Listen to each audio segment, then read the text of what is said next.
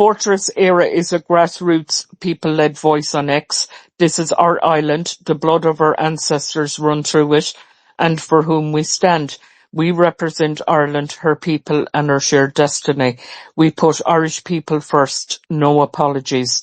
We defend our homeland, culture and sovereignty against mass immigration, housing collapse and EU overreach. We demand real free speech where ordinary Irish voices are heard and are not silenced by captured media and politicians.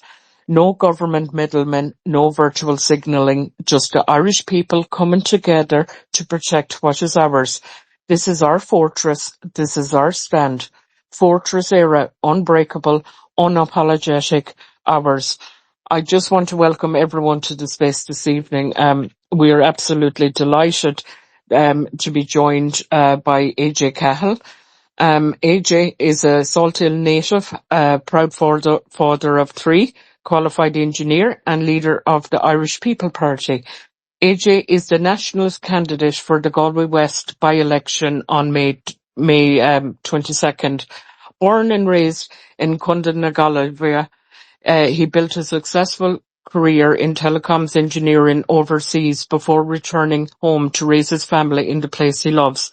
He is the strongest voice for Irish nationalism in Galway West, topping the nationalist vote in the 24 local and general elections. Now endorsed and running under the Irish People Party banner, AJ stands for putting the Irish people first, housing Irish families before anyone else, sensible immigration and remigration where needed, protecting our culture, our Gaeltacht communities, supporting rural farmers, defending free speech and keeping Ireland neutral. A practical, articulate voice with real-world experience. AJ's message is clear. Replace them before they replace you. AJ, we're absolutely delighted to have you joining us this evening. Thanks very much, Patricia. I like your preamble there. It's pretty good.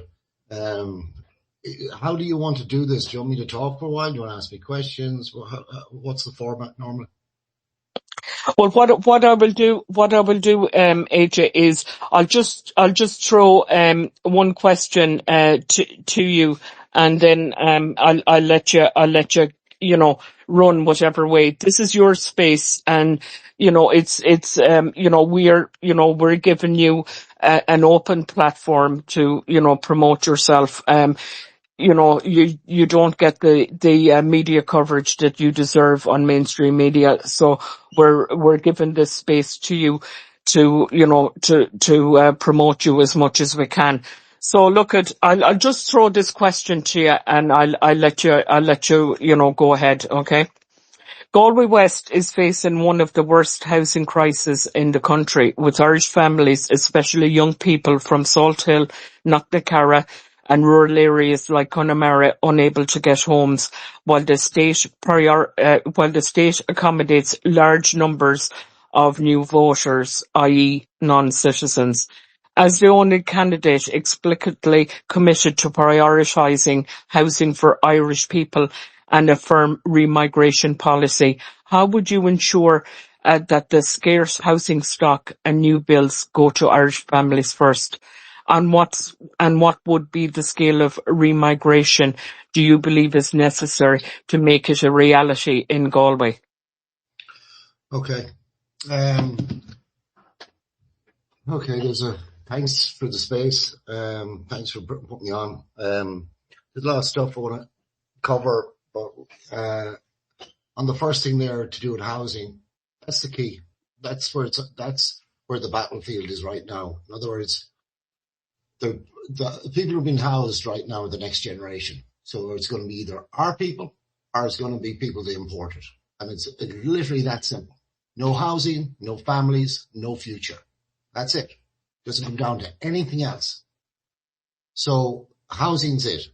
Now you elect one TD. You would think, well, you can't change laws, you can't do anything. What you can do, what you do get, is you get a platform.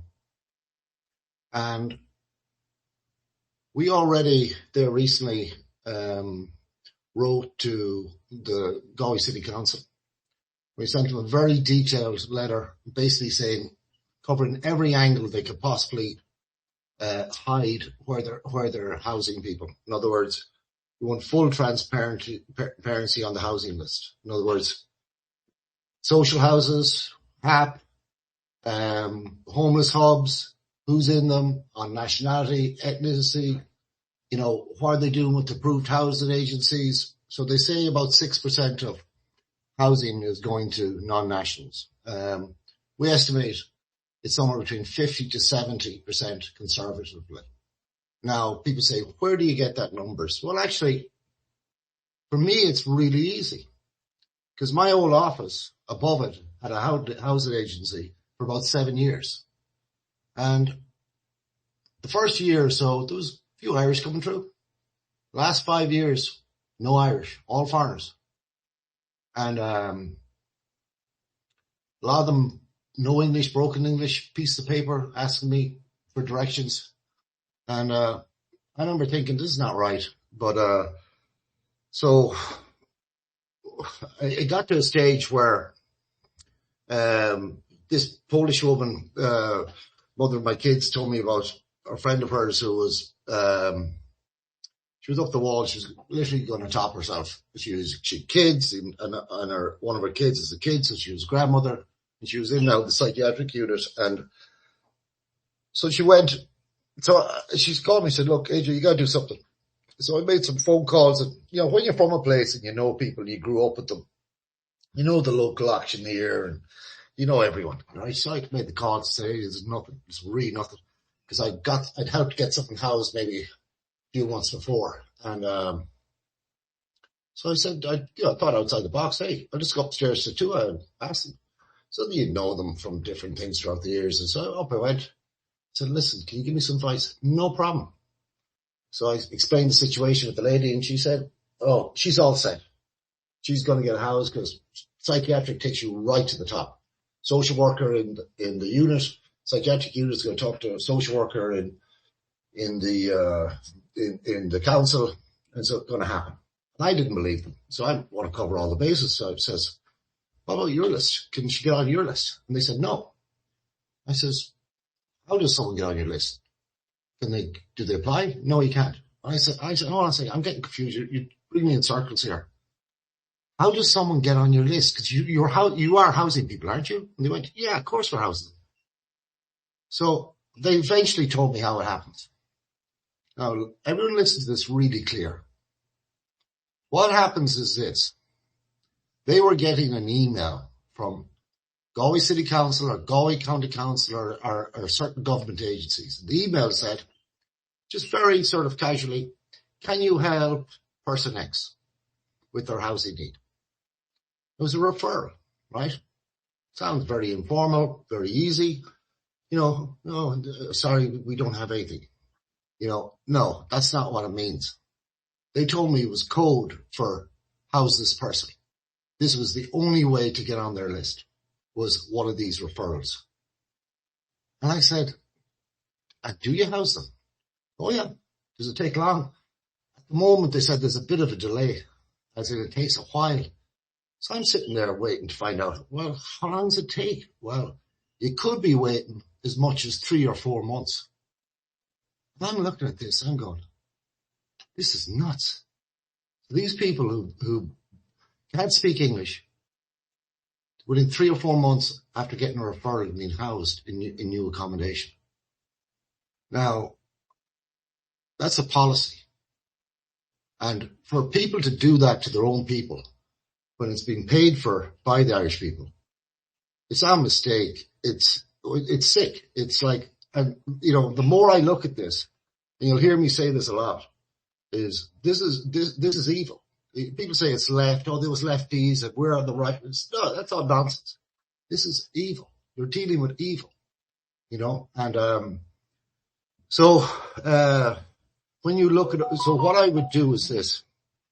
We told them, we said, look, give us this data. We know they're not giving us the data.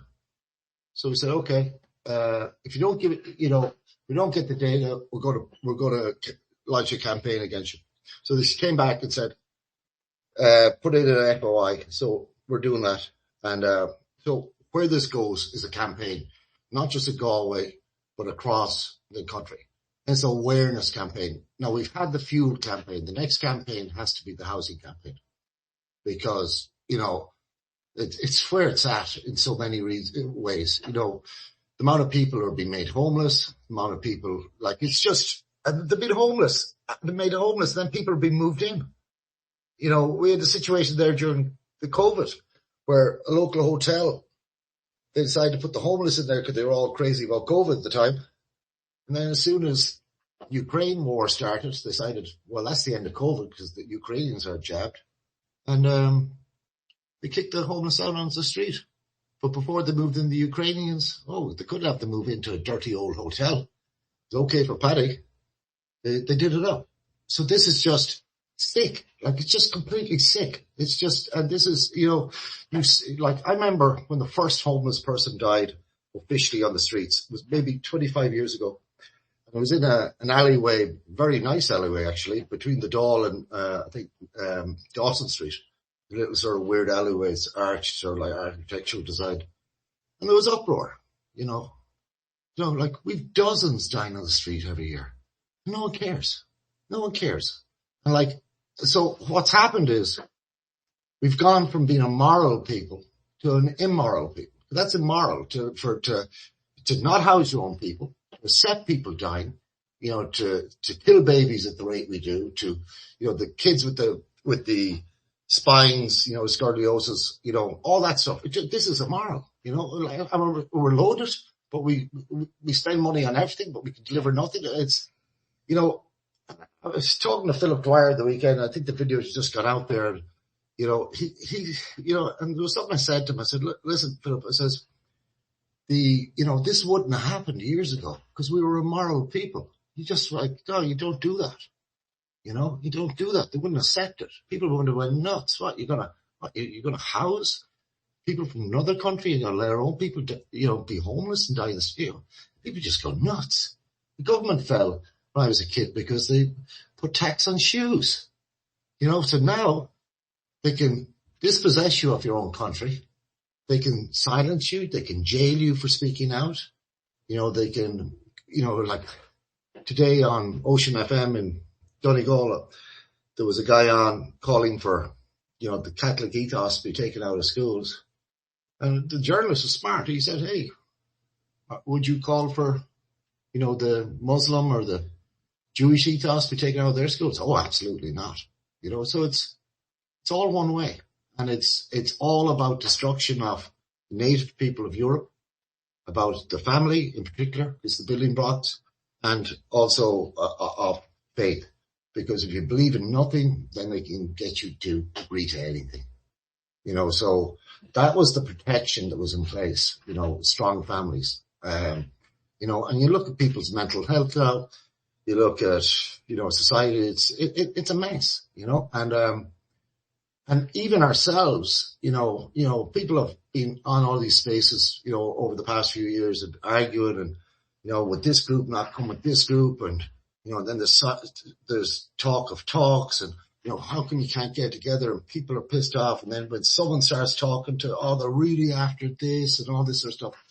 What that all is a lack of discernment. In other words, you need to be moral people. And if you're moral people, you'll work with people who are good and you'll behave good, but you'll have the discernment to know, okay, the man's having a bad day, or look, he's coming out from the wrong place. He's not the guy or girl to be involved at this stage.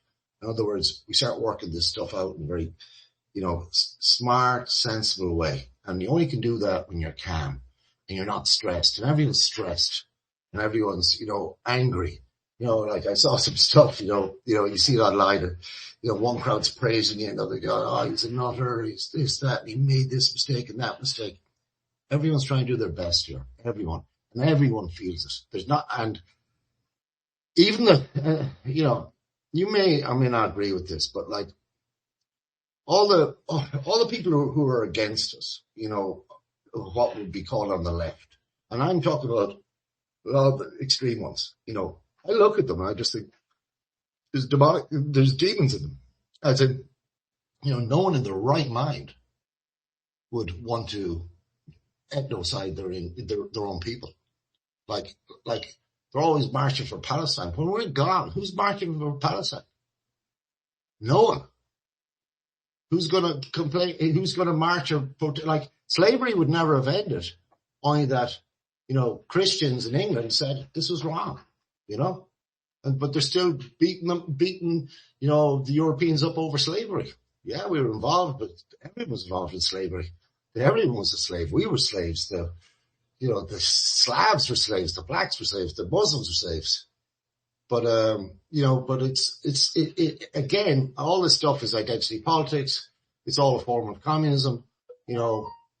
There's, this stuff was all generated from the Frankfurt School right through to Columbia University and, poured out into the streets of Paris in 68. They had signs that says, Marx, Mao, and Marcuse, Herbert Marcuse. And he's the whole thing, the oppressed and oppressor. And, now one of the things I say to people is, this stuff really geared up around the Occupy movement, and historically I would have regarded myself as left wing, right? And, now I don't. Or right wing. It's just good and evil. It's the right thing to do. It's the fair thing to do. But what happened with the Occupy movement, if you remember it all, is all these kids came out of college for the first time in the States, and you got to remember this, the fees had gone through the roof. And suddenly they had these huge student loans. The student loans are from private companies, but they're indemnified by the federal government. So if you go bankrupt, all your loans and what you owe is cleared, except for federal loans that are guaranteed. So you could never, ever lose a 400 grand loan. So you're in college for 4 years in the States. You're paying, 50 grand, 60, 70, whatever a year. You're living on the hog, beautiful accommodation, free food. It's all included, all paid up. But guess what? You got to pay that off the rest of your life. So this crowd turned up at Wall Street and said, hey, we got these 400 grand loans or 200 grand, whatever it was to them at the time. But, we're getting minimum wage, or slightly above. This is nonsense. We can't pay these off. Give us our fair share. And as I said, some of them were black, white, fucking gay, straight. They were everything. They weren't interested. They just said, give us our fair wages. And Obama, the one they all praise, this guy, Ron Emanuel, he got them on a call. He was the chief of staff for the White House. He got all the mayors on the call and said, hey, bring in city ordinances. This is the great activist Obama, the great hero, of the left, and said, hey, bring in city ordinances and get them to ban them cooking, sleeping, doing anything in the park. So that diffused the situation, gave them some space, gave them enough space for the people that are protesting to start funding BLM, Pride, minorities, Latin stuff, all this, bullshit. And suddenly they just had everyone, divided up into groups attacking each other. You can't have wages, but you can have pronouns, you can have pride flags, you can have, safe spaces for certain groups. And that just, diversity means division. That's where the word comes from. So that's what it's all about, is dividing society, just divide. So they're importing the world here to put us in a conflict situation forever. And the people who run the world, it's the bankers. That's who runs the world. A certain tribe is the biggest group of them. And and so that's what's going to happen. And unless we stop it, but we're never going to get our stuff together. We're never going to get our stuff together until we get ourselves together. I don't mean, I got to go to the gym. Yeah, you do. But what you got to do is you got to get your head together. You got to get your heart together.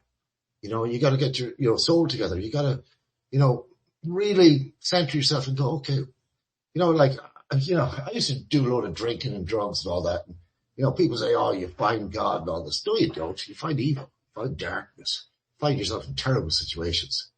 And you're not running towards the light. You're running away from the dark.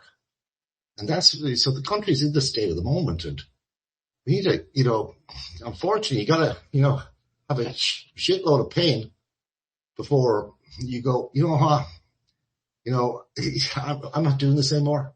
and we're going to fix it, and we're going to turn around, and and we're going to make it right, and we're going to be happy, and we're going to live good, and that includes being good to one another. And so, as I said, with the people who are against us, I regard them as like family, because they are family, and they're just on the wrong side, and they're messed up, and they're hanging with the wrong people, and they're twisted, and they got demons in them.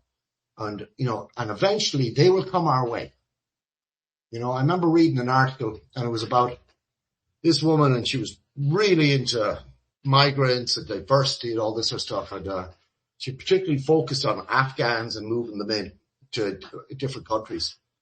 And she knew lots of, quite wealthy or educated Afghans in the States. And then she started working with less educated, and, and she was moving them into Paris and all this. And she found herself in this situation where she saw these repeated, like, rapes, violence, really bad stuff.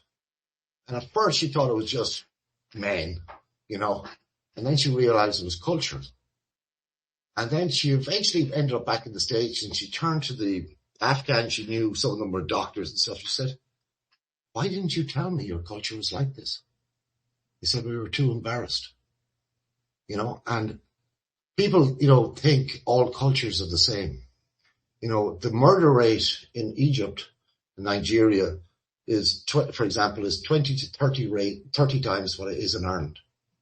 And, my brother-in-law went home to Egypt. He was married to my sister, and he got murdered, there's a counselor I'm running against. I understand her husband was murdered in Africa. This safe space that Europe is, this suicidal empathy, where women have, people give out about my posters, and, some people do. And what is this is several years ago when we first set up the Irish People, the reason we set it up was there was a bunch of people going to run. And, but I just thought, oh my God, we're going to end up at the bottom of a ballot paper. No, and they're going to be lost with 13 other independents. Is there a way we can mark them out? So that's why we came up with the Irish People, and we give them a shamrock because they have residents, this memory there that people recognize as shamrock, all this stuff. But we wouldn't tell them what to do. We say, look, let's just agree a few things. After that, do what you like, right? Yeah, I'm not here to tell you. I used to get phone calls. Hey, such and such has tweeted like this. Can you tell them to untweet? No, I can't. Come on, oh my father, get away. But the thing about it is we did that to try and to give people a platform, and what had happened was people get competitive. So suddenly the National Party are running a few more, the IFP ran a load more. And all we wanted was everyone in the country to have a nationalist to vote for. And we got about 2/3 the constituencies. Now, the number that got elected was tiny. We didn't get anyone. We got two very close, one in Cavan and Ross down in Cork. Both of them were probably less than 100 votes. They were there. And I think maybe less than 50 in Ross's thing. But, other people did. And it was very unfortunate. The likes of Independent Ireland came along, and basically all the work you guys have done, all the, because you're probably called the early adopters. You're the people who see stuff. You're the mavericks. You're the people, who've been on these talks for years. And you sort of like see stuff before it happens, because it's just the way you're made, And, people go, oh, he's always giving out. No, he's like an alarm. He's like it's like a dog that has an alarm. He can see stuff, And, but so what's going to happen is this is just going to get worse and worse, and we need to move this on, but we need to sort ourselves out first as we do it. Now, last year, you might have remember all the parties trying to get together and wasn't happening, all this, and then the marches started and all this, and, people said, oh, where's the Irish People? We were there. We just weren't getting involved in the rows because everyone was just killing each other every 5 minutes. What we were doing was fighting speakers, fighting help in a lot of these, the Andy Cork flag-led stuff. But we're at this place now where something unexpected happened. Like, I wasn't expecting, originally we weren't going to put up a candidate in this by-election. We thought, we looked at your man, the Independent Ireland guy, we thought, will he do? Are we going to hurt him? Is he good enough? And we just looked a little close and we were like, I'm not hearing the sounds. He's not saying the things he needs to be saying. So we said, okay. Now, we were planning to run a lady who's done a lot of work with people, particularly women who've been made homeless and families, and she figured out how to sort of work the system. But she came to me there not too long ago and said, can't do it, got a new job, and my boss is as woke as hell, I'll be fired, I'm still on probation. So I was it. So the idea was, okay, I'll do it. And the whole objective initially was this: let's move the Overton window. And what that means is the Overton window is what could be discussed in polite society. Now, originally, when we ran the 50-odd candidates, we didn't put up posters for individuals. What we did was said, look, you're allowed to put up posters, they won't raise in the media, so we'll get all these messages, we'll use as advertisement. So we put up these posters, and people went nuts, as in, some in a good way. Other people, like Dublin City Council, the lady told me, her name's Bernie, really nice lady. She said, she called me up and says, we've had a lot of complaints about your posters. And I says, what's a lot? She says, hundreds. And we've never had this many.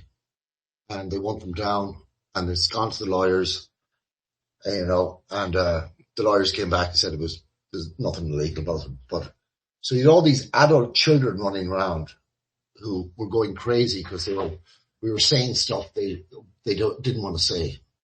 And that's where we're at with these people. They don't want to hear this stuff. But so this time around we said, look, let's move it on. Let's, talk about a few other issues. In other words, society, whether, men like to admit it or not, when I was a kid in school, anyone who grew up in the 70s will definitely relate to this. There's a lot of scraps in playgrounds. Primary school was just day and night. And, but anyway, if you couldn't, the easiest way to get someone to scrap, every guy would scrap over this was to assault his mother. Said one thing about the weakest guy's mother, even though he couldn't fight, he'd fight you. And, because, mothers in the 70s and 80s, no day money, they kept the show on the road, they made magic happen. How they did it, I'll never know. So, but the thing about it is because they're nurturing their empathy and all this, what's happened is the globalists, the people who are doing the social engineering, the Marcuses type people, they've weaponized their kindness, and they really are using it to destroy society. So you have these people whose whole identity is around migrants and LBG and transgender, and it's just crazy. And so those posters were about, hey, let's have this discussion, because they couldn't have done it unless you can't destroy the family unless you divert women and you get them focused on, anything other than their own children, or their own community. Like, it's good to be empathetic, but it's, when it's used as a weapon, it's really terrible. So again, it was Overton window was big, and also to,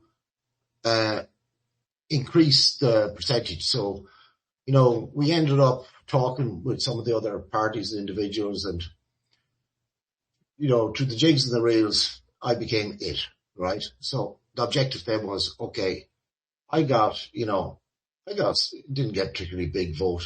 I got about 6,000 votes in the European, but in the local, or in the general election, I got about, I think, 600 and something, about 0.5% or something like this. So, and that'd be typical enough.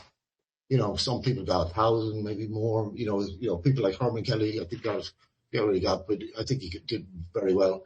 Other people, got less. But the thing about it is can we get 3, 4, 5%? Now, you don't gain money for that, because that has to be across the board and a whole load of constituents. This is about, nationalism has arrived.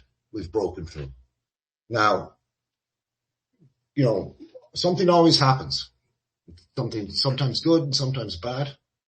And the war starts, diesel goes through the roof, and next minute, a whole load of people who rely on diesels, the agricultural workers who are cutting all the silage and plowing the fields and doing the turf, and then the guys living up the sticks, working in sites in town, and the drivers, the haulage crowds, and the farmers, and all these guys, suddenly they bought equipment and they can't pay for it, they can't make money. So it's breakfast road guy, so he moved. What took us 5 years to move, he and she did it in about 2-3 weeks. But it was also a little, how would you call it?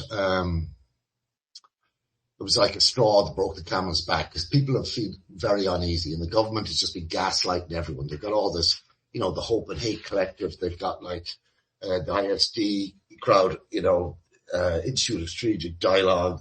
They've got crowds in universities. I got a call from some guys wanting to find information where we help them to do research against us, but anyway, you can only take this stuff so far.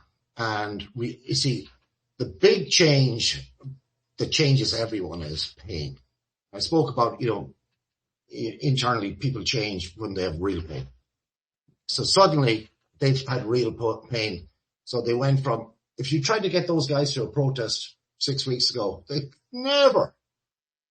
And if you told them a month ago you're going to be face to face with the cops at Galway docks, in a month's time, standing in the rain all night, not a chance.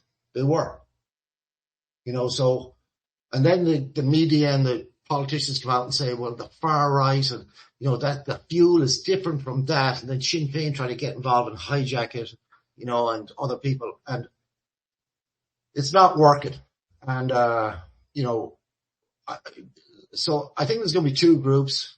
There's going to be nationalism, and there's going to be these other people who are going to be nationalism light, fake nationalism for a lot of the time. But my hope is for this election is, let's see what happens. But let's get that number up. Let's move the window. But when we come out of it, we have someone elected, great. What my objective would be in plain man's terms is become the Enoch Burke of housing. In other words, it'd be such a pain in the ass that they'd have to lock you up.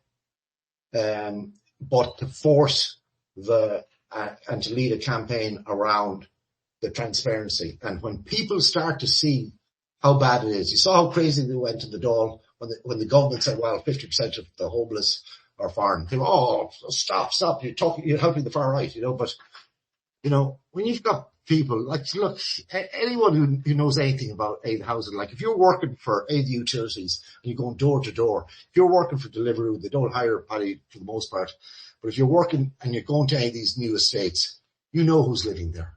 If you're selling, say, cable, or selling Sky, or selling, trying to sell mobile service, if you're doing electricity, if you're doing repairs, you know who's in there, and it ain't Irish, and it's really sick. Now, I don't blame the foreigners, right, and the migrants. People say, oh, it's their fault. And then Sinn Féin go, oh no, it's the fault of the landlords. So it's either the landlords or the far right thinks, it's the migrants. No, it's the government. You've just two different groups. The landlords are taking the piss and they're making a fortune out of this whole situation.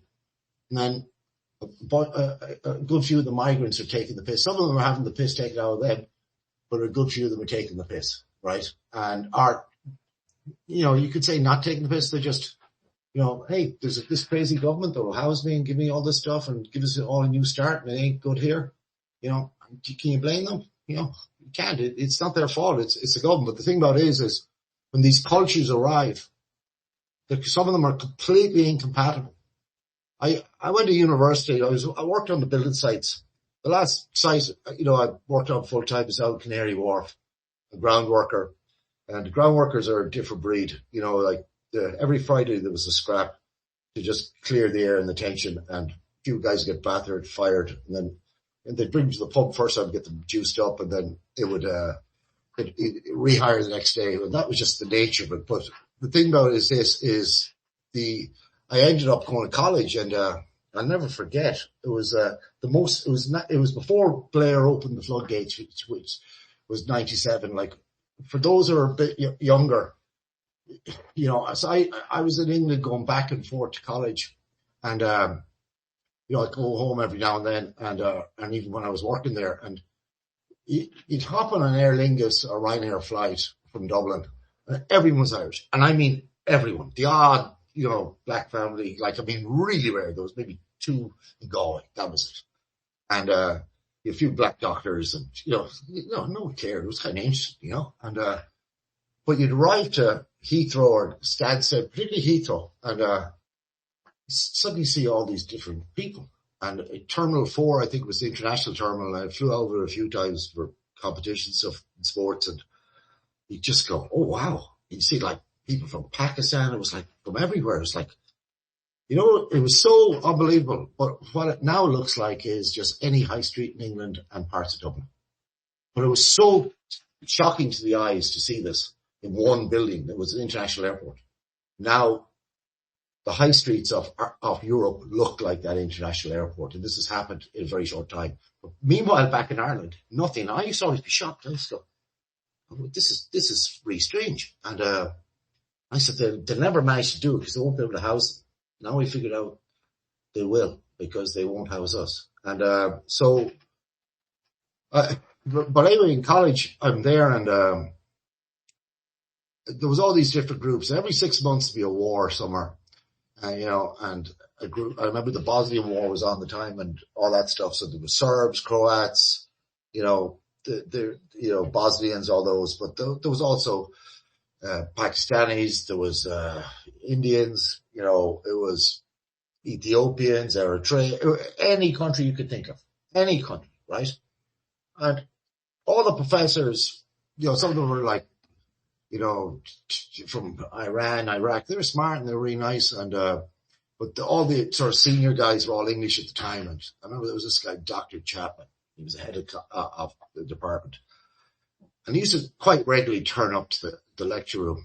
And I always remember him turning up, and it would always be the same. But one day he turned up and he goes to the lecture and he goes, I really need to talk to this class urgently. And he goes, oh yeah, fine ahead. So he goes up to the podium and he bangs the table. And he says, we can deal with all sorts of stuff, but the death threats have to stop now, right? And I'm looking around trying to figure out which group are doing death threats.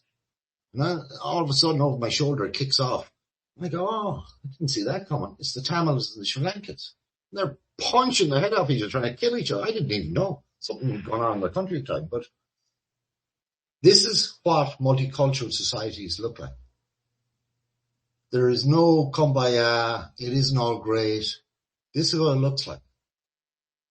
I used to be down in the bar drinking the time. We smoking dope and drinking and all this crack. And, there was a group of one corner, was Paddy's, and a few English lads who were Irish as well, ethnically Irish, and there'd be the blacks on one corner and the Muslim the other, and there was loads of drug dealers, and there was all different groups. And this guy who started drinking with us one day, he was Nepalese. And I remember saying to him, what the hell are you doing here? We're kind of fond of this stuff. But he was being blackmailed by a Nigerian fraud crowd that had arranged a fake marriage. So the guy ended up leaving college, becoming an alcoholic, and his life destroyed. Most beautiful people, the Nepalese, because he couldn't face the shame of going home. And so our future and what we're leaving our kids is horrible. And this is right across Europe. Now, if there's one group can stop this, is Europeans. Because the thing about Europeans, we're really organized. We can really make things happen. We can work really well together. All we gotta do is remove the people we have, but they've been very clever with the censorship, the coercion, all this. Eventually that's gonna fail. And luckily it's happening at speed, which is bad, but we still remember how it should be. So our first job is to sort ourselves out, then, take some power and start to change this. Now, people say, oh, politics isn't going to solve this. And in some ways, I think they're right. I don't think they're going to allow us to do it.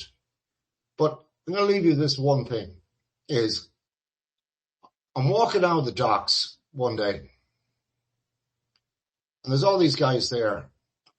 And as I said, I've seen all these guys. There was maybe somewhere between 700, 800 to 1,000 of them all sitting around. It was cold, miserable, two fires, and it didn't bother these lads. These guys get up at 4 o'clock in the morning. They'll work till 12, 2 in the morning, and drink a can of Coke and get up and do it again. They don't care. They cut their hand and they won't go to the A&E. They'll just strap it up with some duct tape. They don't care, right? These guys are tough. And I was hoping the guards weren't going to come in because it wouldn't have been pretty for the guards. They wouldn't have survived these guys. I'm telling you now.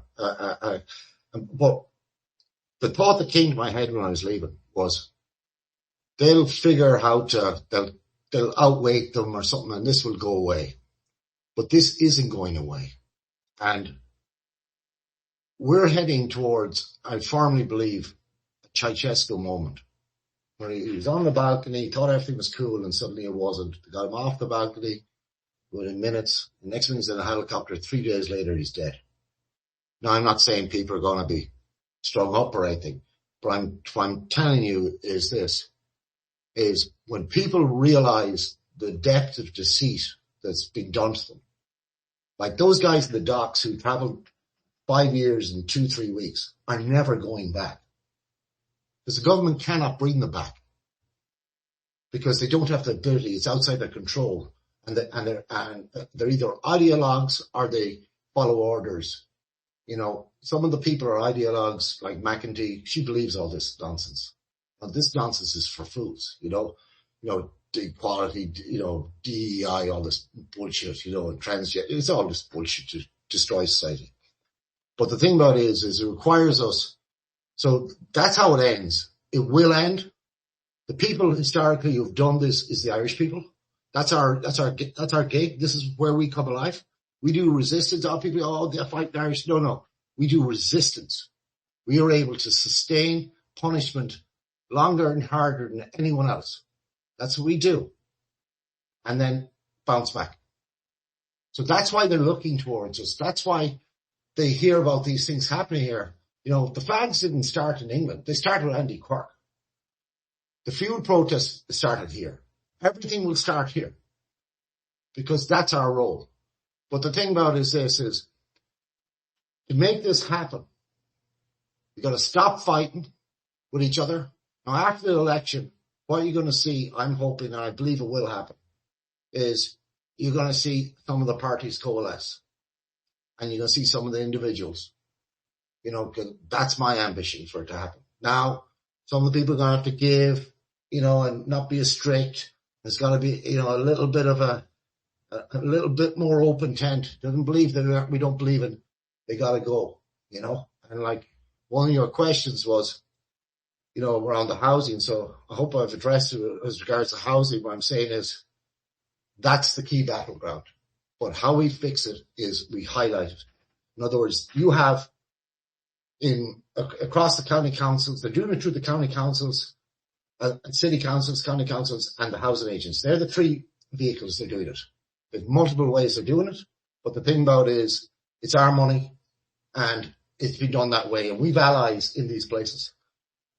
So we need to protest their monthly meetings, easy enough to do, and these housing agencies places. And we need to get creative about it. And once people start to realize and tell the story of what's happening, people start realizing it's going to become unsustainable. They're going to go, hold on. And you're already, they know where this is going. They know they're in the bind, right? So that's one way. Then on the other side, we need ourselves to, incentive to this is bite your tongue, get good, spiritually, get in a good place. If you don't believe in God, whatever, like if I was, put this way, Europe was built on 2 things. It was built on Christian values and it was built on logic. The values came from, the Christianity, which came from Jerusalem. The logic came from Athens. And that's the Logos. And the two of those came together, and that's what's unique. We've got this individual thing, but we've this collective thing, and this goodness thing. So we build things beautiful, right? Now, if we don't have a value system, you have a vacuum, and you're open to, I would say demons and stuff like this, and the longer you go through life, depending on what you experience, you'll see that. But without that, like, look at the Burkes. If there was, imagine, like, that's just one family of Burkes. Can you imagine 100 families of Burkes in the country? To be unstoppable, like they're causing a nightmare. So, in other words, that's what faith does, because you don't care, as in, you do care, but you're not fearful, and that's, men have got to grow their balls again and stop being fearful, like I was scared for a long time. Oh, I'll lose my money, I'll lose the career, I'll lose this. Now, I've lost a whole load of stuff, lost a lot of money.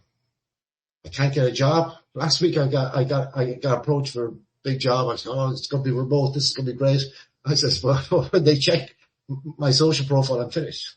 So I'm on a call, they go, I think we got the wrong guy, I said, yeah, you've got my personal phone number, you got my email, all this stuff, but I'm the wrong guy. Yeah, okay.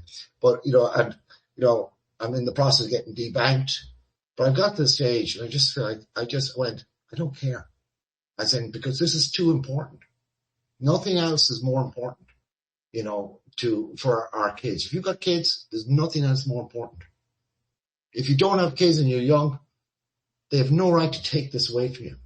And like, if, even to have kids. And the other thing about it is like, when I was a kid, or, not long ago, people used to have fun.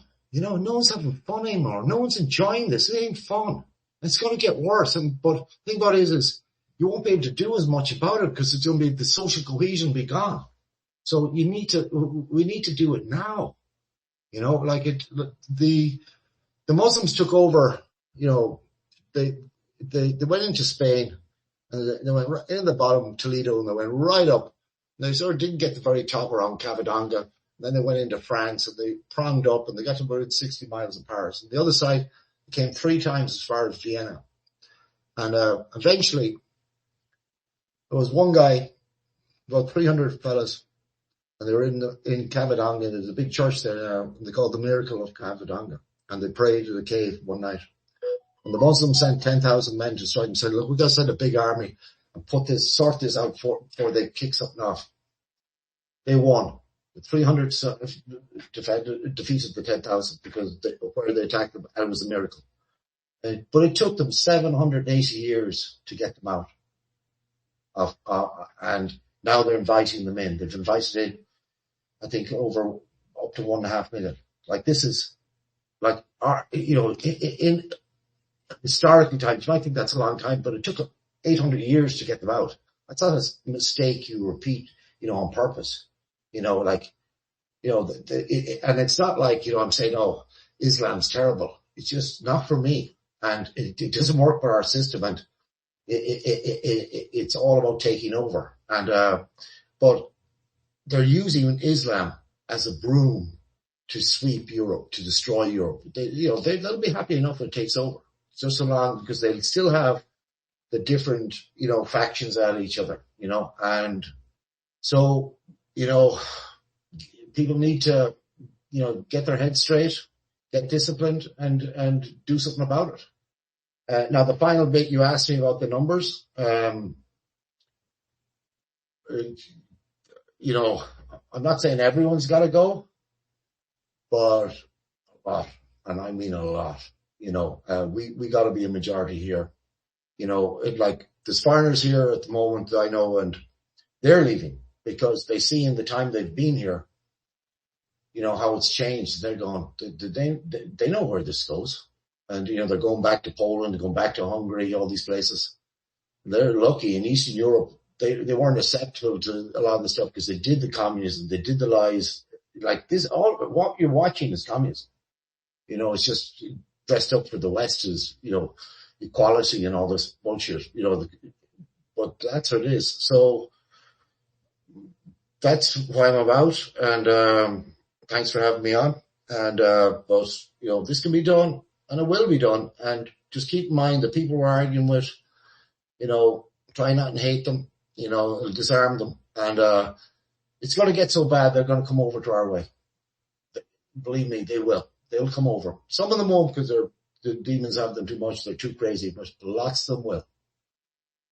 Okay. I'll leave it back to you, Patricia. Yeah, absolutely fantastic commentary there, AJ. All of us on here would wholeheartedly agree with you. The one thing, just in commentary regarding the housing as well, an absolute complete insult, the government coming out with these, shed sets. To house the Irish, throw up a shed at the back of your parents' house and that'll do you while, the new voters waltz in and get a new house, after 3 months is absolutely, shocking what's going on in this country. And you were 100% correct. Things are going to get very bad here and people are every day, they are waking up and, the farmers, the road hauliers and, the delivery drivers, were all out there, 2 weeks ago. And they're the backbone of the country. Doesn't matter what that fucktard, Radker said. They're the backbone of the country.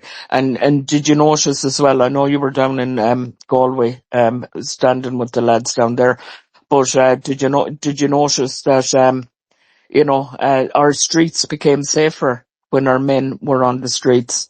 It was just an amazing thing, in itself. Yeah, just one comment on that. The place I really noticed was in Dublin. I saw the images of Dublin, and 1995, I come back from England, and I was working for Siemens, and then I got a job with Telecom on Marlborough Street, just off O'Connell Street, and it was around the time of the drug stuff was starting and the vigilantes and all that sort of stuff, and I witnessed the start of the diversity. Like, for those who were younger, it happened. Like, you gotta understand. Like, I'll never forget the JFK aircraft carrier came into Dublin about 95, 96, and there was a great excitement. It parked off Dunleary, and after the sailors, there's thousands of sailors on this boat, and they came ashore. My boss said to me one day, he says, "Well, we go down to McDonald's." And we normally didn't. We just went to the canteen, and he was mad to have a burger. So down we went, and the old McDonald's on O'Connell Street. Went upstairs, and there was a few black sailors up there, and they weren't in uniform. They're in their civvies, and they had all the the baggies, and without the belts hanging down, and the gold, all this, and they're only about 19. And I remember them looking around, and they'd obviously come ashore, seeing it was so different. Maybe they're from New York, Detroit, wherever they're from, and they just couldn't get over it. They felt like, you could see they felt like Martians. It was just all Irish, all white, all Irish, right? And I actually felt bad for these lads, and they were looking around, and the only place of Americana that looked familiar to them was McDonald's. So I'd say they probably spent 5 hours in McDonald's, it was like their island, and, but it reminded me of that. It was so safe. Like, I remember you'd be going by the GPO, and, you'd see black lads getting taken out by the guards in handcuffs and carried out because they'd been there doing fraud and all this. And bit by bit, the penny started to drop with the government that there was a huge amount of fraud, a huge amount of fake UGs. And that's how direct vision came about. They said, and you had the whole baby scam thing.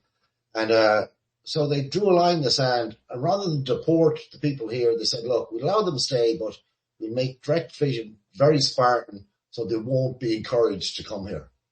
And next bit, it turned into all these, dog moms and LBGT and migrant moms saying, oh, that's terrible, and NGOs, and we're so racist and all this. And next minute, we are where we're not even housing our own people. And, you have people up in court for like dozens and dozens of convictions, and they're not deported. Like, it's a national security issue. It's a criminal issue.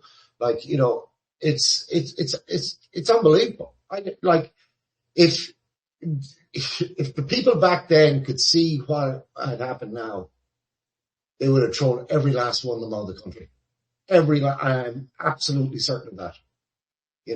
But they've created brain rot in so many people that they're gaslit into saying, oh, we went places, international obligations, all this nonsense. Enough. I keep saying to people, become intolerant. Don't go make excuse of it and, sugarcoat it. Just, no. And just, you can't tolerate evil. You don't negotiate with evil.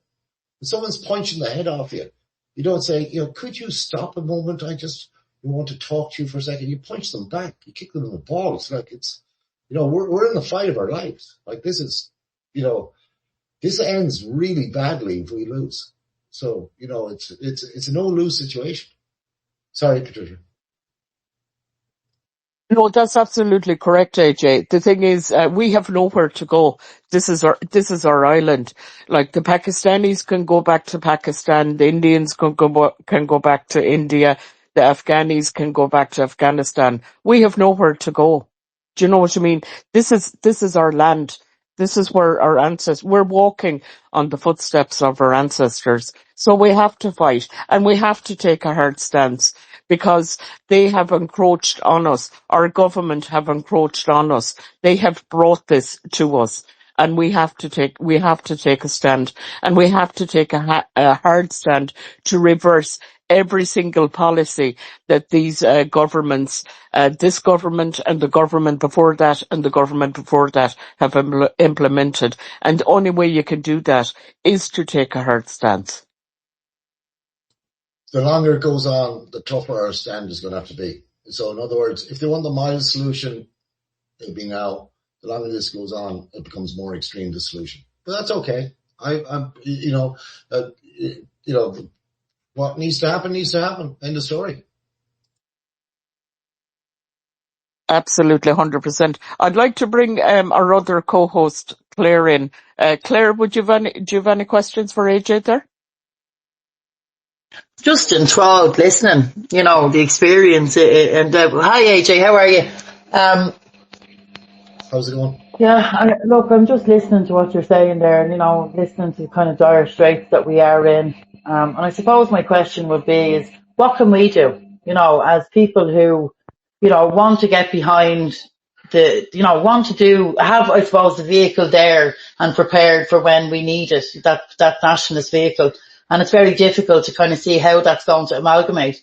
And what would your advice be to people like us, in order to prepare and try and kind of, I suppose, we're all sick saying wake people up, but to try and galvanise people in under the same, nationalist policies and ideas? What would be your advice? Okay, well, first of all, you can't wake people up. People wake up when they're ready, and it's typically pain that wakes them up. In other words, like, I don't know if you got kids or, brothers and sisters, and some of them, get a bit wayward and they're doing something stupid. You say, John or Mary, whatever, don't do that, or you don't trust that person. They're going to rip you off. Oh, no, he's not like that, It's a bunch of bullshit.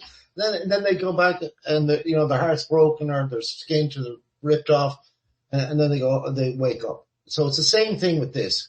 The truckers, and they had great support, but you had loads of people who were going online and in the real world, the garbage should bathroom them and move them on, and all this, and, because RT are gaslighting them with this nonsense, like the power of the media is wild, especially when you're a believer, they got them all to take loads of jabs, and, but the thing about it is what you can do is you can help.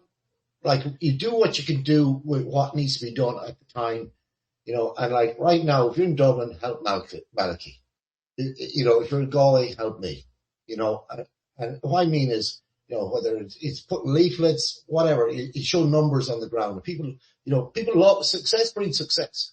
So like, if Malachy's got like 50 or 100 people at weekends canvassing as part of his team, people look out, they go, what the fuck is this? You see the Fianna Fáiler turn up at 10. Malachy turns up at 100. It's sort of like, people want to back the winner. It's just human nature, So the same with me. Now, if you're not in one of those places, what you can do is this, is you go to yourself, okay, you share stuff on social media and you might go, I don't want to, because I'm going to get cancelled or I'm going to get grief from my missus or from my brother or friend or whatever, or the people I need to cooperate on lifts for kids, whatever. So what you do is you take a video, like a link to one, and you WhatsApp it. You don't do it in public. You just WhatsApp it to, of one of my videos or one of Malachi's or whatever, whatever is going on at that time, and you send it to someone who you think, mightn't see it, but is sort of on you. They're already waking up. They just don't watch that stuff because they don't have time. They don't know where to find it. They're too busy. But, but now it makes sense because they're about to be asked to vote in a few weeks. So you do that sort of stuff. So that's what you can do right now, but the next thing is this is, the thing about the housing, think to yourself, okay, let's do a housing protest. In other words, like if you're worried about your house, in other words, okay, you're worried about your house, and a lot of people are because the rents have gone, like the rents are just, I don't know how they pay the rents. It was crazy. But you only need a few people to turn up, 3, 4, 5 people to turn up to your local county council. They have a meeting once a month. And, can you get 5 people to turn up? We've got speaker systems we can loan you. Other people have parties and speaker systems.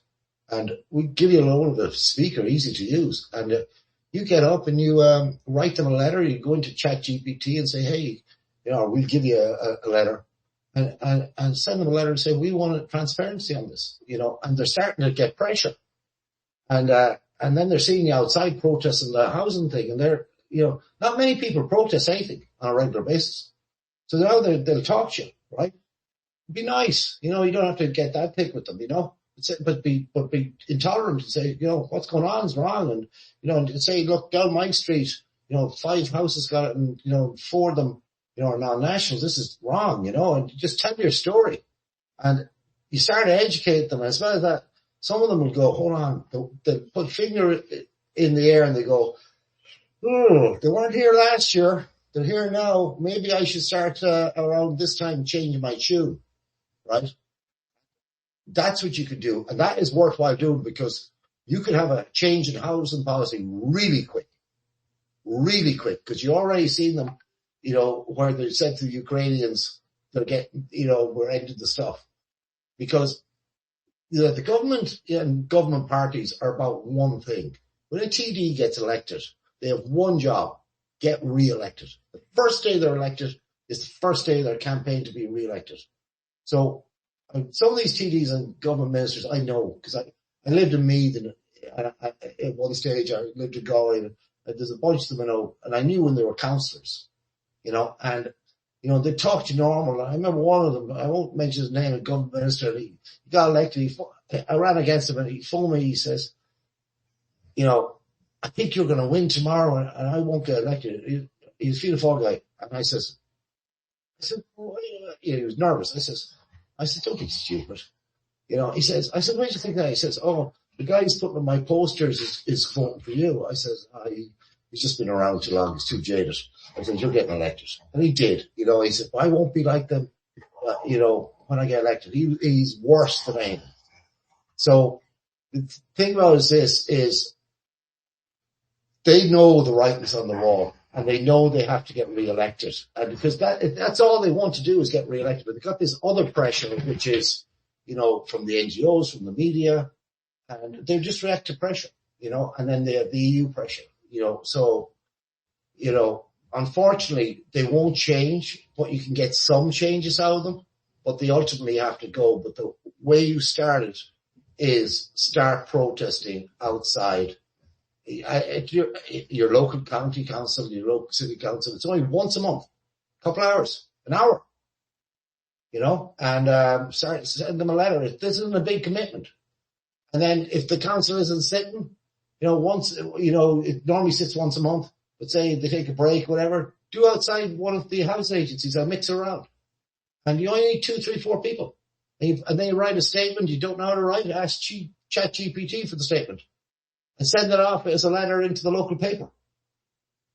and they start getting freaked. And then everyone's doing it. If you had that going on in every county in the country, or half the counties, or 5, 6 of them, suddenly you're going to start to see a change, because the media, they can't control everything. And when it's housing, it's safe for people. And you got to understand this, some of these journalists, like I was on a radio there. I've done a few elections in recent years, and I remember I was in a debate, and the journalist who was running the debate, he turned to two of them. There was a Bangladeshi and a Nigerian candidate, and I came out and basically, said from the get-go something pretty strong. I read out the statement to give you a minute to start. It was basically they all had to go.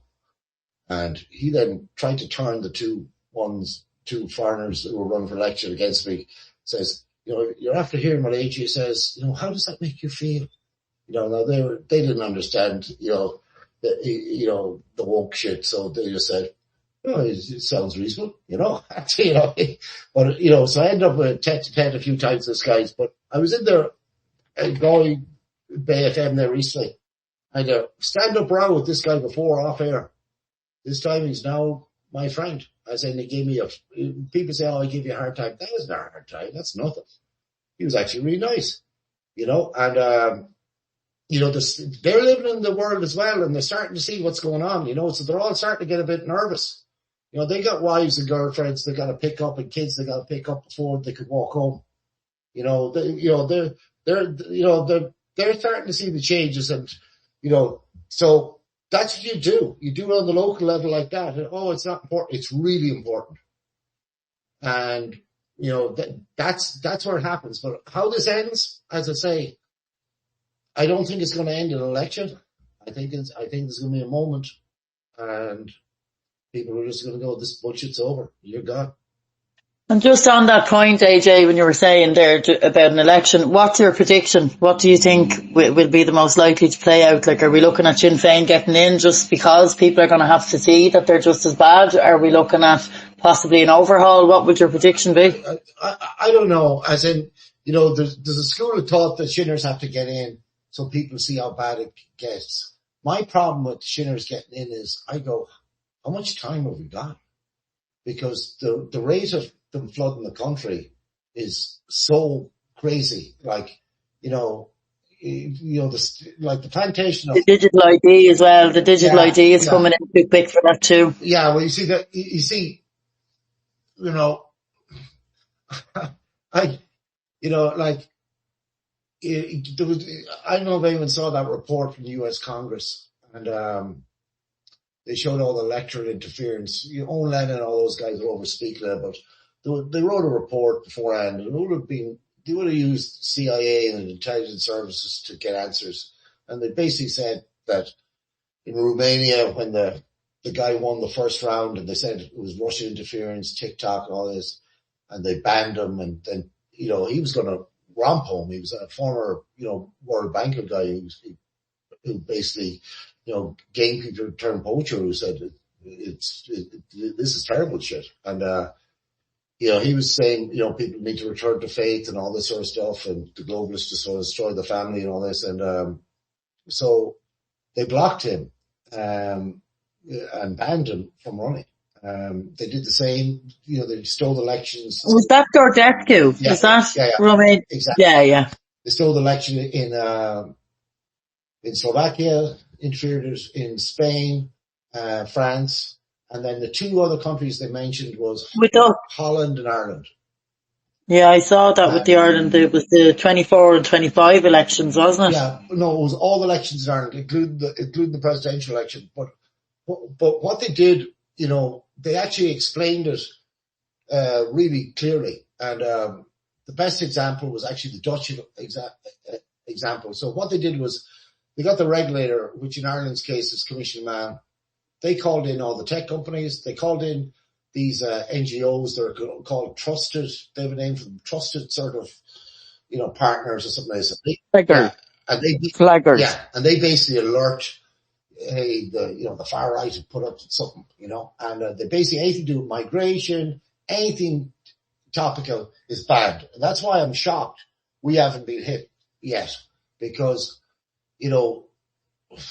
that's why, like, I remember all these elections, like, I was walking through the forest after one of the elections and met two lads, and one guy shouted over, he goes, I voted for you, you prick. And I said to the other guy, do you vote for me? I didn't know you were running, you know. And so we ended up chatting about immigration and housing, and the guy goes, oh no, housing and immigration are not connected, you know. So I gave him a download for a few minutes, and I left till he was holding his head in his hands, and you know, because it doesn't take long if they're open to turn them. But if they're not open, you can't wake them up. You can't.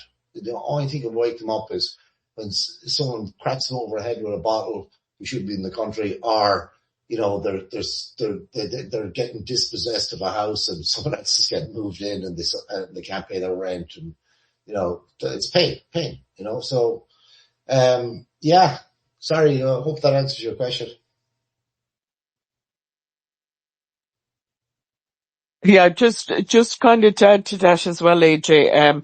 I did a bit of digging there a year ago with a few other people on from this platform, and there's a grouping over in Europe that come into a country that's going to be going through in elections under the guise to see that the elections are run fairly and are democratic. And these individuals are the ones that steer the election away from, you know, going the correct way. So there's quite a level, along with the Commission Man and the Trusted Flaggers as well. You know, there's a whole network. No, that I'm totally aware of the Digital Services Act, all that stuff. Like, I was in today, you know, the nomination thing, so I was signing the forms and all this, and I got a letter, you know, there was this thing to do with SIPO, starting in public office, and it was this stuff to do with AI and type of political adverts. And, you know, I read it, it was crazy. It was like, where's the funding coming from all this? It was all to help democracy. No, it was to make sure that you cannot find a way around it. Like, say, for example, in our case, they're probably terrified that someone in Irish America gives us a shitload of money. You know, that sort of stuff. They will block and ban, like, you know, they'll tell you, you know, when it comes to, you know, migration, international obligations, all this bullshit, they'll tell you, oh, nothing can be done. But when it comes to, they need to do something. You saw it during COVID, you couldn't leave your house. They're arresting guys going for swims in the sea, you know, like, literally. You know, they suspended all sorts of things. They can do whatever they like and will do, because they're also in a fight for their lives. Because when this goes, and it will, you know, they're finished. The government, you know, politicians are finished. The media are finished. The academics are finished. The NGOs are finished. The government departments, all those people have to be cleared out. They all have to go.